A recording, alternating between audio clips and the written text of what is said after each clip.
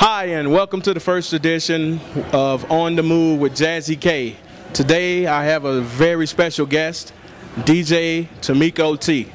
Thanks for coming on the show, Timeko. No problem. Thank you for having me. I feel honored to be on the first show. Well, I'm honored to have you. Timeko, tell me, at what age did you start playing music or start DJing, or felt that you really liked music and that DJing was something that you really wanted to do? Well, actually, when I was younger, I used to love videos. I used to watch Video Soul, and I actually had a cousin who was a DJ, and he used to go down to the Dahlia, and he would buy records, and I was like, I don't want to be a DJ. I don't want to spend all that money. Like, he's spending hundreds and hundreds of dollars on records. I was like, nah, I don't want a job where I have to spend money, and that kind of just like deterred me from doing it. But I've always, listened to music and enjoyed music, but I always wanted to have like a practical job, like, oh, well, let me go to college and let me, get a job. And so I didn't actually start DJing professionally till last year. So everything's happening like really fast. Okay, being a female, have you found it to be a challenge to be able to get gigs in, I don't know, the clubs or different types of venues? Because I know most of the time when you go somewhere, the DJ is usually a male. You don't see too many females. So have you found that to be a challenge?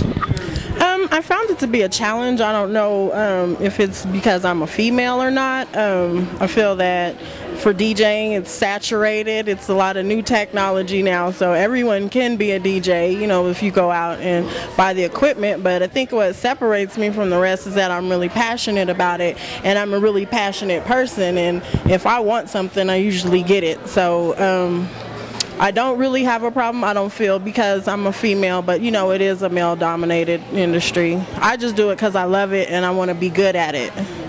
Okay, so if I were to go out and buy some DJ equipment, are you saying that even I can be a DJ? Wicka, mixing and scratching and all that. When I was growing up listening to Run DMC and all those other guys back then, listening to the different types of mixing and scratching, I mean, I really enjoyed it, and it was never something that I had interest in, but I do like listening to mixing and scratching and just checking out DJs. So it's great that you're doing that and that you have a passion for it, because I think anything that you do, no matter what it is, DJing, sports, whatever it is, you have to have a passion for it, because in order to be good with it. So tell me, what types of venues do you play at?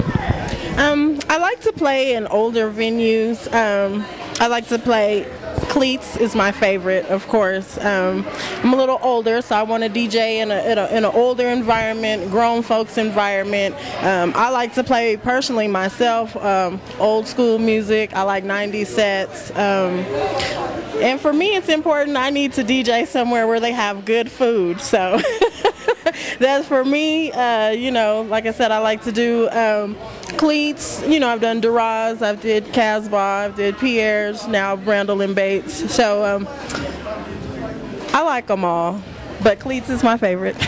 Okay, well, I think if I was DJing, that would be one of my requirements too, is to be able to have good food.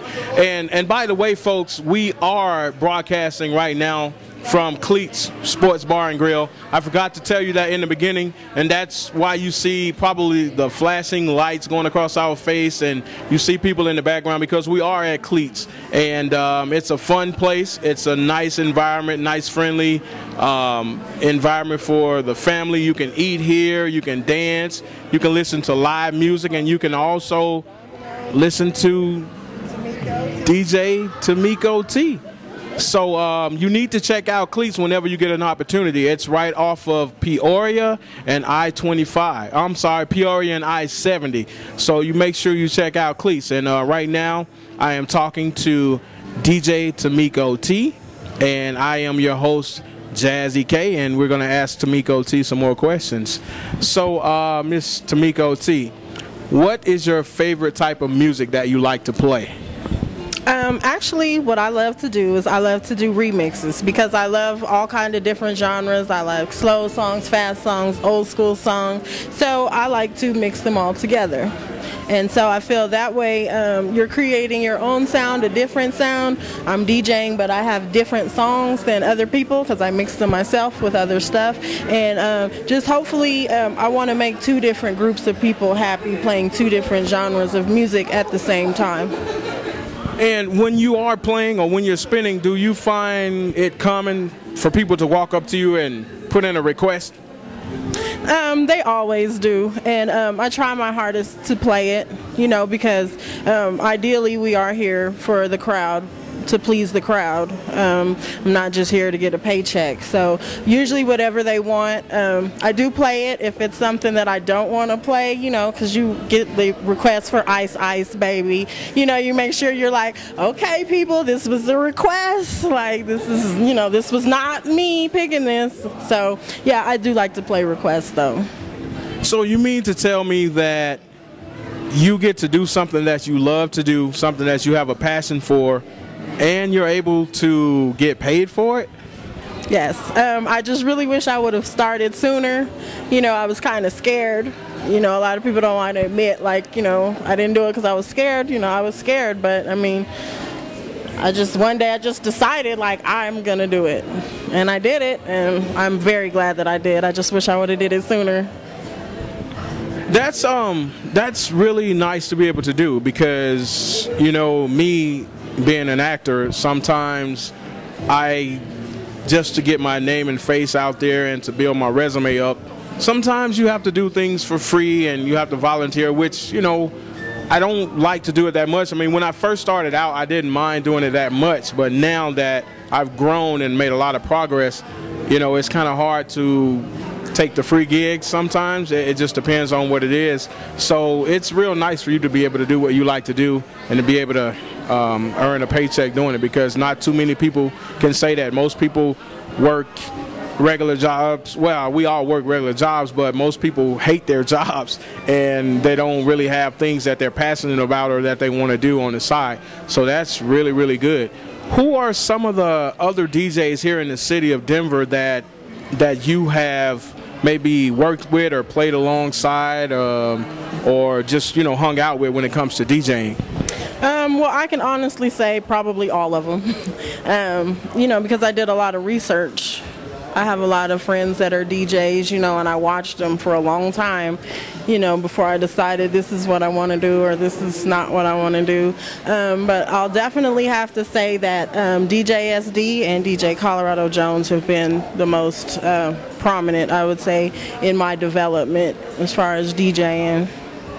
Okay, I'm not familiar with those guys, but I'm sure they're good, especially since you named them. Do you have a mentor or somebody that you really look up to or you really like their style? Both of those guys, but actually I look up to everybody, all the DJs. All of them have a specific quality that makes them them, and I can admire and appreciate something about every single DJ. Either it's their cutting or their mixing or their blending style, or just some people know how to get on the mic and work the crowd, some people's song selection. So it's a lot of different DJs and really talented, you know, that have a lot of different qualities. So I do, like I said, I do admire qualities in everybody. Okay, I've seen different types of DJs at different parties. I mean, I've seen the ones who just bring their iPod, hook it up to a laptop and hook that up to the speakers and they do their thing. And then I see people that they actually spin with the turntables and, you know, just a different variety. What's your style? I'd like to say all of them. When I first started, I didn't have all the equipment that I needed, but I didn't let that deter me. I just DJ'd with a laptop and a mixer and a Serato box. Now I can say I know how to use CDJs, I know how to use turntables, but I am more comfortable using turntables. Okay, you are watching On the Move with Jazzy K, and my special guest is DJ Timeko T. You are watching VoicesOfReality.tv. We're going to have to take a break right now, but you make sure you don't change that website. You stay tuned in to VoicesOfReality.tv because we will be right back with more from DJ Timeko T. Stay tuned.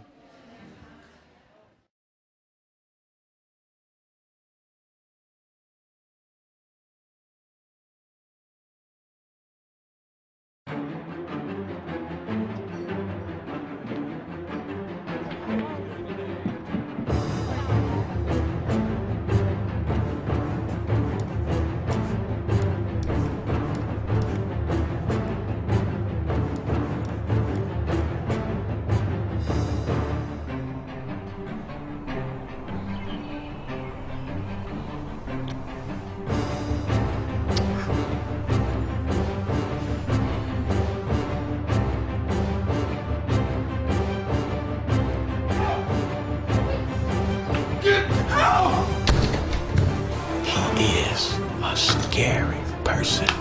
Brennan, stop! You're ruining my life!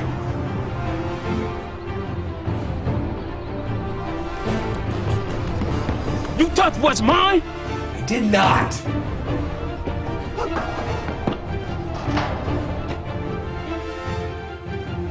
Am I any heap of trouble? I'm not sure yet.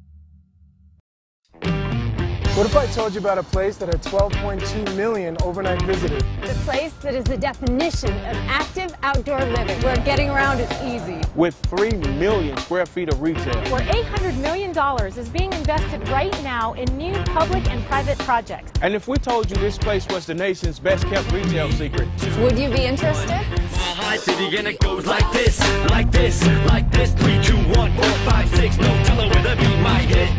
Let 5 explain it to you. What if I told you about a place where 110,000 people work there every day, with 10 years of fast-growing residential neighborhoods and 41,000 college students? Would you be interested? What if I told you about a place with the nation's largest city park and bike path system, with a population that consistently ranks at the top nationally for level of education, health, and high-income households? What if I told you about a place that is being transformed through a cultural renaissance, home to the nation's second-largest performing arts complex, with a top-ranked convention center, and is recognized as one of America's greatest sports towns? Would you be interested? What if I told you about a place that has 30 attractions drawing 5 million annual attendees, that spent $8 billion in the last decade alone on new and improved attractions, with nightlife that just won't quit, and a burgeoning gourmet food and restaurant scene ranging from exotic street food to signature dining experiences? Would you be interested? What if I told you about a place with 10 light rail stations, 44,000 off-street parking spaces, 60 bus routes, and a free low-emission shuttle transporting 15 million people every year, with game-changing plans already underway for developing an historic train station into a hub for transit and mixed-use development? Would you be interested? And what if I told you about a place that has an exciting retail vision that starts with a kiosk program that will fill the streets with homegrown entrepreneurial dining and shopping experiences, while we reinvent 16th Street into an ever-changing retail district with fashion-forward merchants, gourmet food, artisans, new-to-the-market retail concepts, and distinctive national tenants? And what if I told you we have the leadership and resources to implement our vision and help retail prosper? And that we have already begun. And if we told you that this place is the nation's best kept retail secret? The nation's best kept retail secret. Downtown. Downtown Denver. Downtown Denver. Now, are you interested?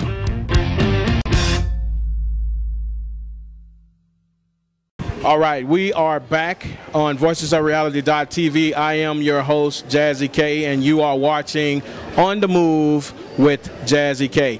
DJ Timeko had to go. She's getting ready to DJ here at Cleat Sports Bar and Grill. So we're going to go ahead and end the show right here, but we really did appreciate talking to her and letting her give us some of her experiences and some of her insight about her DJing. So you make sure you stay tuned for our next segment of On the Move with Jazzy K. All right, we'll catch you the next time on VoicesOfReality.tv. Thank you and have a great day.